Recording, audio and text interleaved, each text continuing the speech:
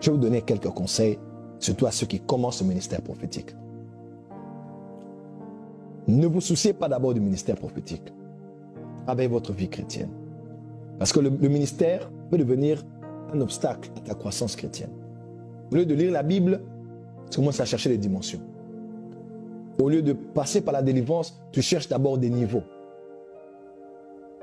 Au lieu de sonder ton âme, de faire une cure d'âme pour être délivré, toi tu cherches d'abord à sonder les âmes des gens, les pensées, lire les cœurs des hommes comme Jésus. Au lieu de travailler sur toi, tu cherches à travailler sur les autres. Le ministère, surtout quand tu le prends au début, risque d'être une grande distraction à ta croissance chrétienne. Nous sommes d'abord des enfants de Dieu. Si tu es appelé au ministère prophétique, je n'en disconviens pas, ce n'est pas moi qui appelle. Qui suis-je, moi, chair et sang?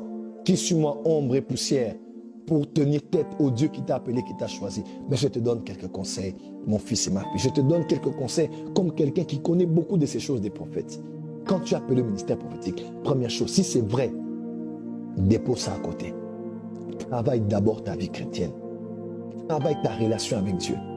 Travaille ta communion avec Dieu. Car le ministère, à un certain niveau, tu remarqueras, tu n'as même plus beaucoup de temps de prier, de lire la Bible, d'un avion, entre deux avions. Des fois, tu peux te perdre. Ah, tu peux avoir perdu Dieu depuis longtemps, que tu es tellement occupé dans les choses de Dieu que tu ne travailles même plus avec Dieu. Voilà pourquoi, au début, poser les fondations. La fin d'une chose vaut mieux que son commencement, mais la fin est déterminée aussi par le commencement. Parce que la finition d'une maison dépend de sa fondation, de ce qu'on a posé en premier. Travaille d'abord ta propre vie chrétienne. Deuxièmement, engage-toi à l'église locale. Il n'est pas bon pour quelqu'un qui a un ministère prophétique de directement commencer à vouloir action. Non, non, non, non, non, non, non, non, non. Même si tu sens, même si Dieu te montre, calme-toi. Reste à l'église locale. Trouve un département, engage-toi. Qui t'a dit que parce que tu es prophète, tu ne peux pas être au protocole? Qui t'a dit que parce que tu es prophète, tu ne peux pas être à la chorale? Non, moi je suis déjà prophétesse. Parce que déjà, faites attention à ceux qui vous encensent. Faites attention. Oh maman prophétesse, faites attention. Moi j'ai parlé de ça à l'église. Mon fils le prophète Jonathan Isaac a dit, papa, je ne suis plus prophète. Appelez-moi Jonathan Isaac. Mon fils s'appelait apôtre Biliga. Il dit, papa, je ne suis plus apôtre, je suis maintenant Biliga. Et il dit, Biliga, c'est fini. Parce qu'on veut suivre la procédure jusqu'à ce que toi, notre Père, tu nous reconnaisses, tu nous ordonnes. Servez à l'église. Tu es devenu trop grand. Pourquoi tu n'arrives même plus à faire le protocole? Pourquoi tu n'arrives même pas à être derrière une caméra? Non, notre niveau. Tu as quel niveau? Si tu viens de commencer, tu as quel niveau? Tu n'as pas encore de niveau. Moi, j'ai quel niveau? Soyons des serviteurs de Dieu, des esclaves de la maison de Dieu. Tout ce processus-là donnera aux gens autour de toi la preuve palpable que tu as suivi le processus et que tu mérites même d'arriver là où tu es arrivé. Vous savez, il y a des cérémonies d'ordination. On ordonne quelqu'un, tout le monde dit, bon, c'est les arrangements avec le pasteur, hein. Mais il y en a d'autres quand on les oint.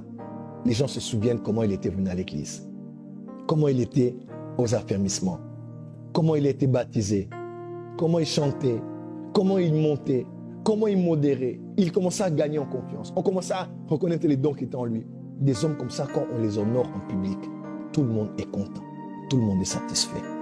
Chers frères et sœurs de le Seigneur, première chose, quand tu appelles le ministère prophétique, mets ça un peu de côté. Travaille ta relation avec Dieu. Deuxième chose, engage-toi à l'église locale. C'est une manière pour toi-même de te briser. Moi, j'ai tout fait à l'église où je priais. Pourtant, je voyais des anges, je voyais Jésus. On proposait pour moi au stade des martyrs. Plus de 100 000 personnes. Imaginez-vous, là où Fali Poupa a fait son concert. Plein. On a proposé pour moi là, 98, 8 février. Mais j'étais à la chorale. J'étais à l'intercession. On plaçait les bancs à la cellule qu'il y avait chez nous à la maison. On avait une cellule là. J'étais comme vice-berger. J'étais président de la jeunesse.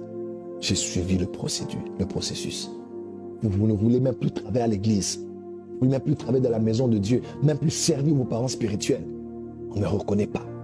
On ne m'honore pas assez. On ne me reconnaît pas assez. C'est une mauvaise sémence.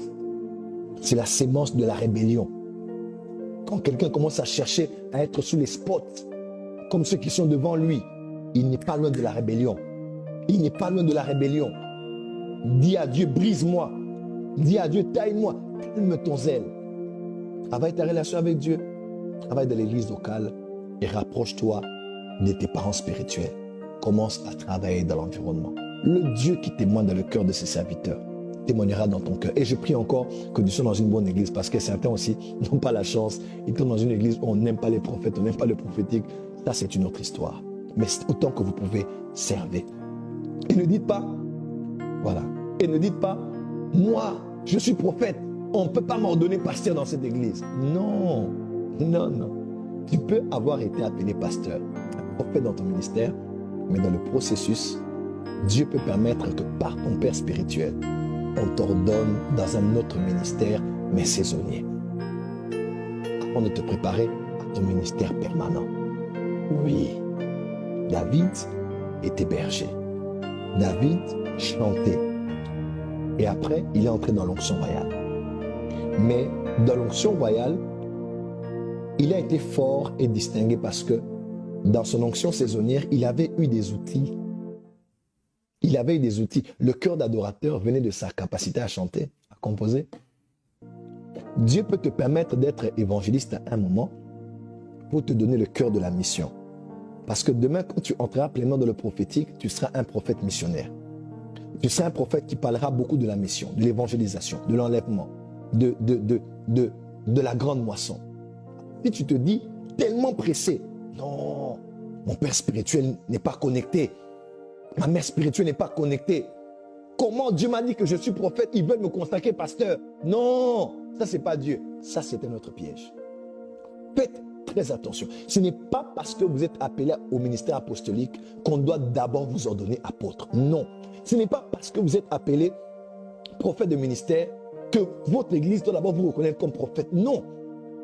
Moi, j'ai commencé mon ministère comme évangéliste. On m'a consacré évangéliste. Pendant des années, au milieu de plus de 20 évangélistes plus aînés que moi, j'étais évangéliste. C'est après maintenant qu'on m'a reconnu mon ministère prophétique. Après, plus tard, 2004, après 2004.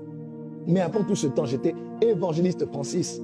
Après, je suis devenu prophète Joël Francis, que j'étais déjà quand j'étais évangéliste. Mais mon ministère saisonnier me donnait le caractère, l'équipement et le cœur.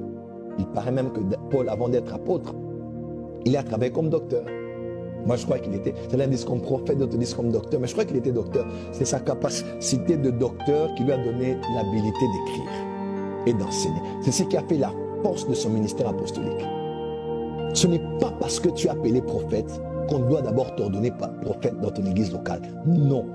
On peut t'ordonner évangéliste. On peut t'ordonner même pasteur. Ne dis pas que c'est charnel. Ne dis pas qu'ils n'ont pas écouté l'Esprit du Seigneur. Ne dis pas que l'ange qui m'a parlé m'a dit autre chose. Ce n'est pas mon appel. Et tu fuis les réunions, tu dis non, ils veulent m'ordonner dans une autre onction. Non. Dieu est un Dieu de processus. Le travail d'évangéliste peut te prendre 20 ans. Jusqu'à ce que Dieu ait fini de te briser, te tailler, te préparer comme évangéliste. Tu vas implanter les églises locales et pourtant tu es prophète. Tu vas travailler comme bras de votre église. Tu implantes des églises à l'extérieur du pays, dans les milieux ruraux, dans les milieux urbains. Partout tu travailles. Mais Dieu te prépare. Ne dis pas, non, on m'utilise dans autre chose par rapport à ce que Dieu... Non. Dieu est un Dieu de processus. Je vais vous choquer avec cette phrase. Quand Dieu est pressé, il marche lentement. Écrivez ça. Quand Dieu est pressé, il marche lentement. Dieu peut être pressé de t'élever, mais il peut prendre 15 ans avec toi, 20 ans avec toi. En 2004, une servante de Dieu, Élise Boulungu, qui est une grande servante de Dieu, une grande amie à moi, ça fait des années qu'on ne s'est plus revus. Elle m'a dit quelque chose à la veille de l'apparition de l'ange Rouak. À la veille, quand l'ange m'était apparu là, à la veille, cette servante de Dieu me disait, elle m'a dit, Joël, tu sais, il y a des choses avec Dieu qui prendront 15 ans avant que Dieu ne te les donne. 20 ans. Moi, je disais, ah, rien. Je reviens bientôt. Moi, les choses que j'ai là, c'est maintenant, les États-Unis, Afrique du Sud, France, partout. Dans 2-3 ans, là, je vais les exploser. Aujourd'hui, j'ai réalisé qu'il y a des choses qui ont fait 20 ans. Des choses qui ont fait 18 ans, 15 ans. Quand Dieu veut travailler par toi, il va travailler en toi. Il va te casser, te briser, te formater, te tailler, te tuer. Oui, bienvenue à la morgue. Dieu va te massacrer. Il va tuer ton moi, tuer ton caractère. Il va tellement te briser frère, il pourra se servir de toi.